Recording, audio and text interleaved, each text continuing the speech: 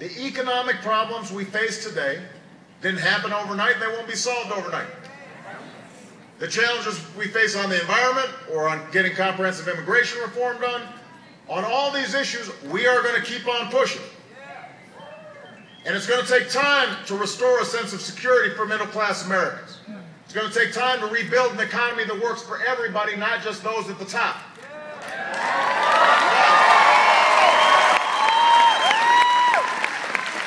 But there are steps we can take right now to put Americans back to work and give our economy a boost. I know it, you know it, the American people know it.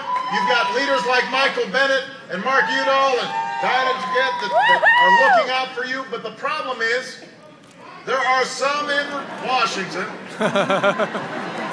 Republican, I guess. There are some in Washington who don't seem to share this same sense of urgency. You know, last week, for the second time this month, Republicans in the Senate blocked a jobs bill from moving forward. Now,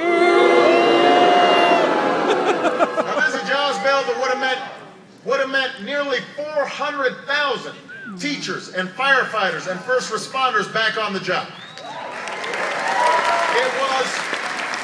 It was the kind of proposal that in the past has gotten Democratic and Republican support. It was paid for by asking those who have done the best in our society, those who have made the most, to just do a little bit more. And it was supported by an overwhelming majority of the American people. That's right! But they still said no. And it doesn't make sense. How can you say no to creating jobs at a time when so many people are looking for work? It doesn't make any sense. So the truth is, the only way we can attack our economic challenges on the scale that's necessary, the only way we can put hundreds of thousands of people, millions of people back to work, is if Congress is willing to cooperate with the executive branch and we are able to do some bold action, like passing the jobs bill. Yeah!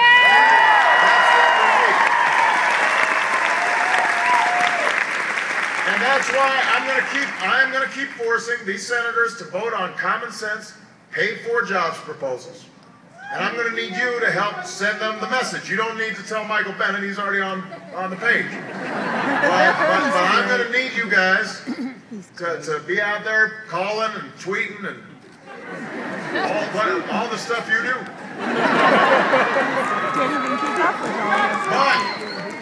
But listen, we're not going to wait, though. We're not waiting for Congress. Good. Last month, when I addressed a joint session of Congress about our jobs crisis, I said I intend to do everything in my power right now to act on behalf of the American people, with or without Congress.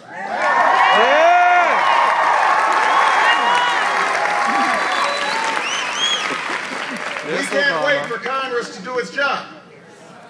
So where they won't act, I will. And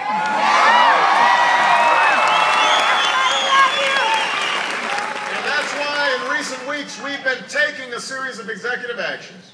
We decided we couldn't stop, we couldn't just wait for Congress to fix No Child Left Behind. We went ahead and decided, let's give states the flexibility they need to meet higher standards for our kids and improve our schools. We said we can't wait for Congress to help small businesses. We're going to go ahead and say to the federal government, pay small businesses faster if they're contractors, so they've got more money and they can start hiring more people.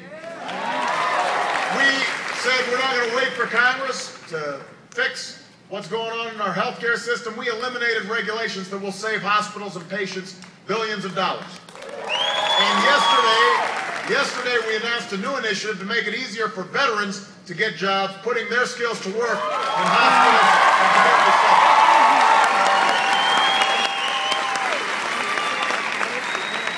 On Monday, we announced a new policy that will help families whose home values have fallen to refinance their mortgages and to save up to thousands of dollars a year.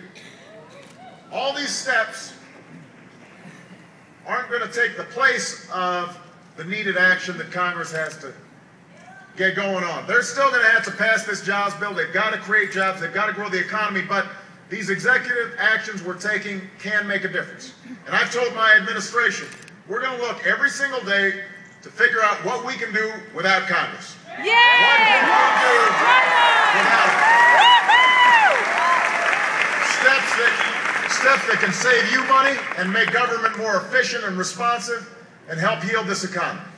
So we're going to be announcing these steps on a regular basis. And that's why I came to Denver today, to do something that will be especially important to all of you here at CU Denver and millions of students and former students all across America. Now, I mentioned that we live in a global economy where businesses can set up shop anywhere where there's an internet connection. So we live at a time when over the next decade, 60% of new jobs will require more than a high school diploma. And other countries are hustling to out-educate us today so they can out-compete us tomorrow. They want the jobs of the future.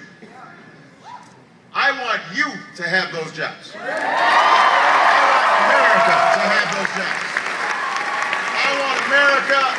I want America to have the most highly skilled workers, doing the most advanced work.